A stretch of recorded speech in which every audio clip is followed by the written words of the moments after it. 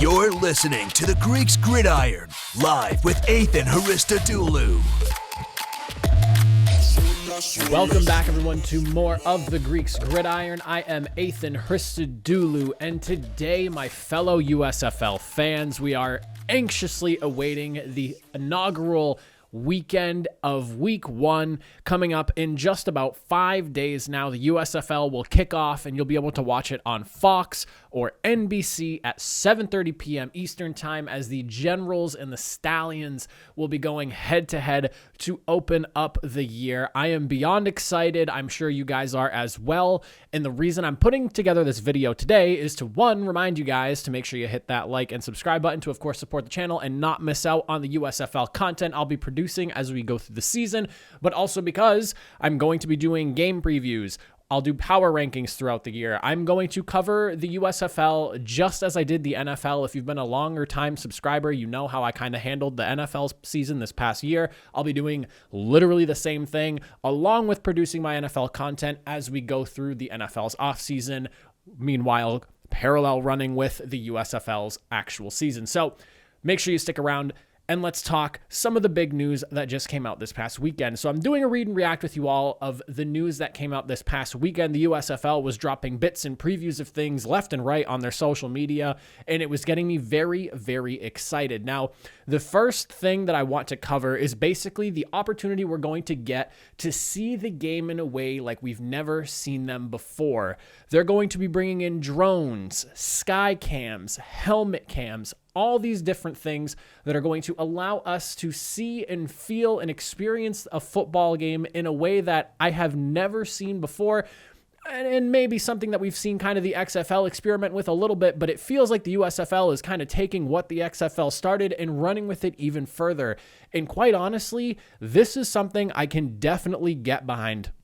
There's some drone cam footage here, and my plan is to roll it with you guys. And for Fox Sports, USFL, and Fox in general, I don't know necessarily what is and is not okay to use. I'm using this quick clip without sound. I hope that's fine. Credit to you guys for sharing this on your social medias, but I want to promote the brand and the league itself, so that's why I'm using it here, showing everyone that's watching. This stuff looks awesome. From the helmet cam view of a player catching a football and the ball flying right at him and hitting him in the gloves and scoring into the end zone, to seeing the drone cam kind of zoom in and follow the kickoff play and then flipping around, and then you're getting like the runner's eye view of everything.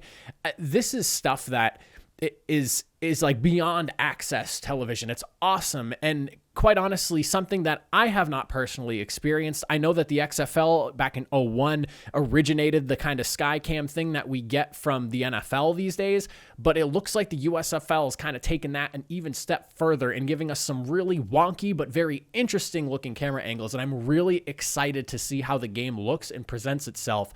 We saw the Fox Sports broadcast scoreboard and how they're going to have that set up just like the NFL games. It's not going to look any different, which I like. It gives a legitimate feel to the USFL. They're not getting some, like second-rate style of showing. It's going to look exactly how Fox has presented major sports prior to this event, and I'm really excited about that as well.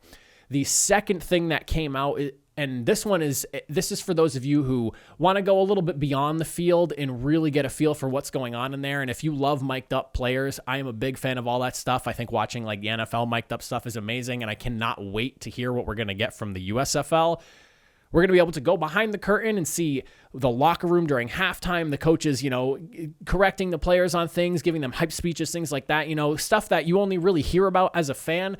But couple that with the fact that we're getting 16 players mic'd up a game. That is ludicrous. The amount of content that we are going to get to hear and come out of some of these players is going to be on a level I cannot wait to see. It's going to really allow us to, and this goes along with the reality series the USFL is going to be running as well, United by Football.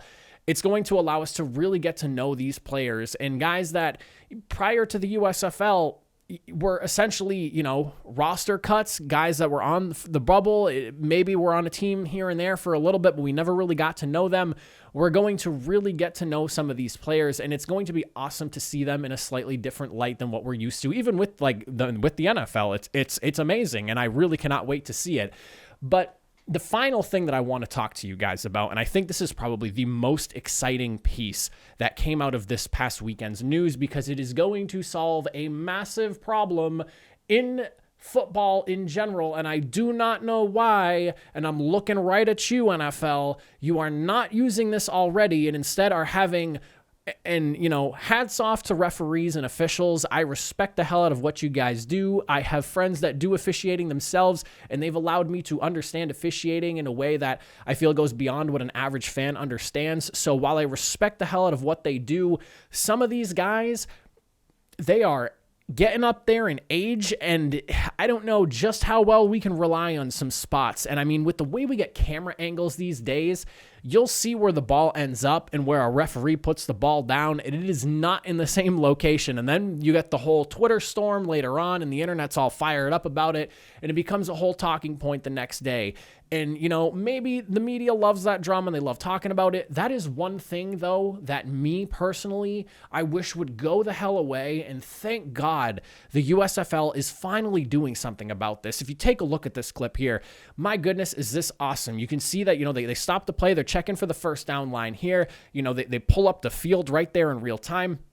It's giving you to beyond the thousandths of decimal points of how far the ball is from the yard line.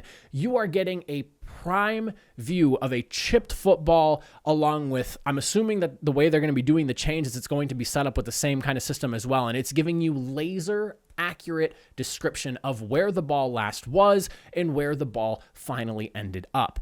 I mean, this is exactly the type of innovation that I think sports needs. It's not too much. It's not too invasive. It just eliminates something that has clearly become an issue among fans and in some cases with the officials as well.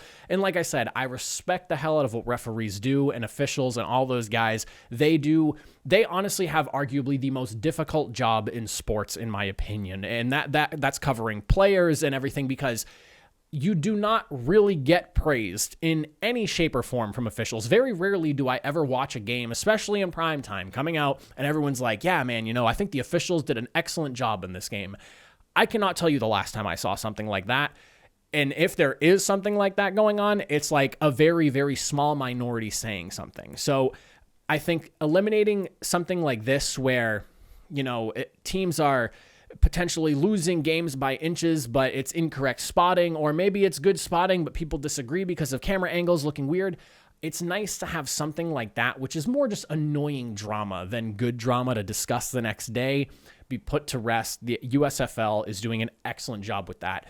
But that's pretty much everything I wanted to recap with you guys. I hope you guys are as excited as I am. I plan on doing my previews for the games on Saturday, so make sure, again, you hit that subscribe button, hit the like button, help support the channel, push this video out to everyone. Again, I'm going to be covering the USFL all season long, and I'm really looking forward to it. I've already done a few videos prior to the USFL covering the ongoing lawsuit they're dealing with. I did a uniforms reaction. I did a little bit of like a draft recap when they held the draft a couple of months ago. So check out all that stuff. Check out the rest of my channel. But I appreciate you guys for watching. I will catch you guys in the next video. Enjoy the rest of your Monday. Have a good one.